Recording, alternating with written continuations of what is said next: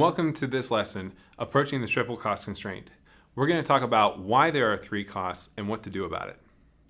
So first, in exploring the triple cost constraint, we're going to go back to our iron triangle. But we're going to talk about how do you control these methods? How do you control these constraints when it comes to a project? Scope is one issue of management. We also have to consider schedule. And then finally, we'll talk about budget. We're going to go through each one of the methods and how they approach controlling these three aspects of what constrains your projects differently. First, let's talk about controlling scope. In the traditional approach, we have a work breakdown structure as well as a change control board. These two elements are what we use the most in order to control scope in a traditional project. We have the defined work, and any changes to that work have to go through a CCB. Then in Lean, we use tickets, and the tickets have some sort of priority, and those priorities are usually put together on a list. We may also have requests, and those requests may have some sense of urgency, either explicit or implicit. Finally, in Agile, we use product backlogs. Product backlogs are used to manage the work that's going to be done in future sprints, and then sprint backlogs are used to manage the work being done in the current sprint. And remember, once committed to, that doesn't change. So in terms of traditional, we want to be thinking about our work breakdown structure. The work breakdown structure usually has at least three levels. The first level is just the definition of the project. The second, your major features. And the third is the components that make up those features. Oftentimes you'll go down a few more levels in order to control the work, but this is the minimum. When it comes to a change control board, you're going to make sure that everyone is involved. In each stage, whenever there is a change to the work, it's going to cost a lot because you're not supposed to go back in traditional.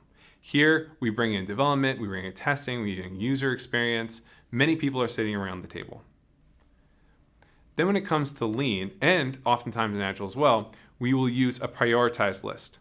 These prioritized lists could be in the form of the backlog, or it could be in the form of tickets and requests. But when we get up to scale, oftentimes we have to manage that at even greater complexities. What you see here is how these lists can build on top of each other. From the highest level, you have a list of the work that needs to be done that turns into projects.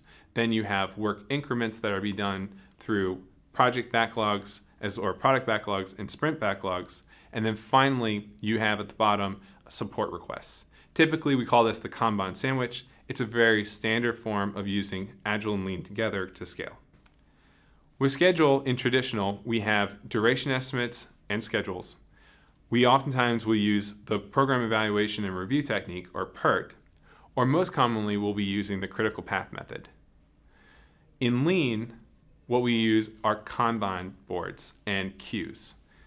We also use service level agreements in order to manage when things need to get done. Then there's Agile, and with Agile, it almost always comes down to time boxes. But then when we're looking at more of a planning view, we're going to talk about releases and roadmaps. Now let's get into some of the details.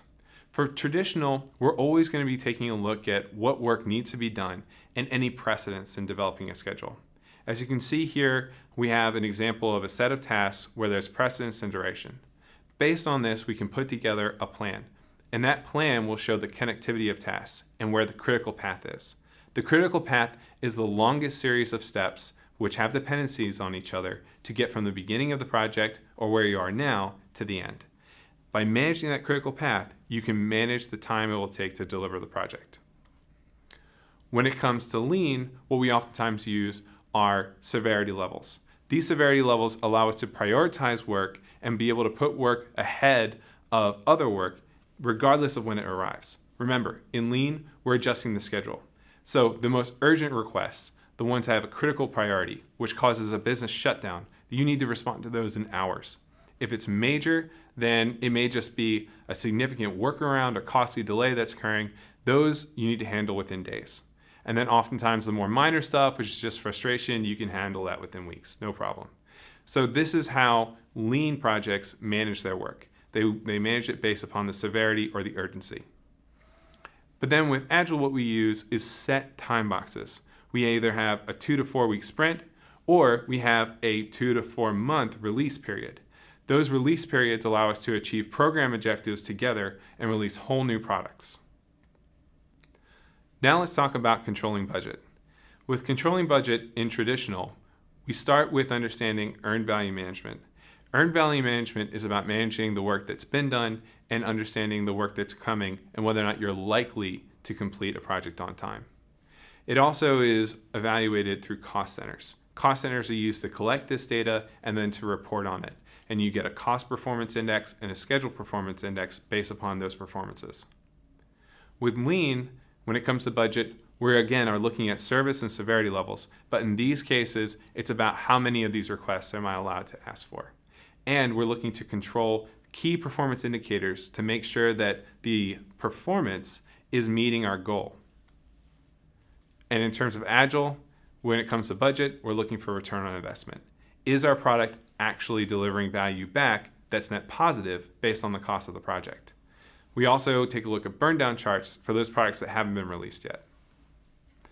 So let's take a look at the traditional approach. With traditional, we're always tracking this S-curve, and this S-curve is effectively the amount of work that we expect to get done over time.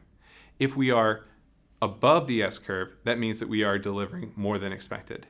If we're behind the S-curve, that means that we're behind in terms of schedule. Based upon this growth in work, we're able to understand when we're likely to finish and to estimate what that eventual cost will be. This is what's typically used in most government projects to manage the completion of work for really long-term projects. When it comes to lean, what we're looking at is getting our performance to a level that we can sustain. It's all about sustainability. So over the course of a project, you may be responding to many different requests, and the goal may be to get a response time to those requests down beneath a certain level so that you know that your response time is reducing delays in the operations. Reduce delays, reduce costs, now you're controlling the budget. And then in terms of new products, oftentimes we have a set amount of work that we need to get done, and a burn down chart shows how well we're doing with tracking against completing that work to the end of our schedule. This is how we're able to see, are we ahead, are we burning faster, or are we behind and we're burning slower in terms of completing our work on time. So I hope that you've learned a little bit more about controlling the triple cost constraint and how the different methods approach controlling schedule, scope, and budget. We'll see you in the next one.